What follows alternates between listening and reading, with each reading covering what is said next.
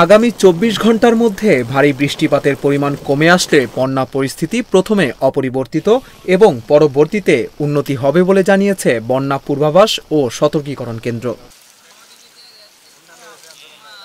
বন্যা পূর্বাভাস ও সতর্কীকরণ কেন্দ্র জানায়, আগামী ৪৮ থেকে ৭২ ঘন্টার মধ্যে বন্যা পরিস্থিতি স্বাভাবিক হতে শুরু করবে। পূর্বাঞ্চলীয় জেলা হবিগঞ্জ, কুমিল্লা, ব্রাহ্মণবাড়িয়া, ফেনী জেলার ভারতীয় ত্রিপুরা সীমান্তবর্তী অঞ্চলে এবং ত্রিপুরা প্রদেশের অভ্যন্তরীণ অববাহিকায় ভারী থেকে অতি ভারী বৃষ্টিপাতের ফলেই বন্যা পরিস্থিতির অবনতি হয়েছে। তাছাড়া হবিগঞ্জের খোয়াই নদীর পানি বৃদ্ধি ইতিহাসের সকল রেকর্ড অতিক্রম করেছে।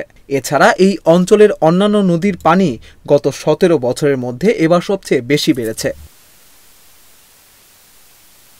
ভয়াবহ বন্যার কবলে পড়েছে বাংলাদেশের পূর্বাঞ্চল। অভিযোগ উঠেছে, ভারতের ত্রিপুরা রাজ্যের ডুম্বুর জলবিদ্যুৎ প্রকল্পের বাঁধ খুলে দেওয়ার কারণে বাংলাদেশের এমন পরিস্থিতি হয়েছে। ভারতীয় সংবাদ মাধ্যমগুলোতেও ভারতের বাঁধ খুলে দেওয়ার খবর প্রকাশিত হয়েছে। তবে সরকারের পক্ষ থেকে বলা হয়েছে, বাংলাদেশের বন্যা গোমতী নদীর ওপর নির্মিত ডুম্বুর জলবিদ্যুৎ প্রকল্পের বাঁধ খুলে দেওয়ার কারণে হয়নি।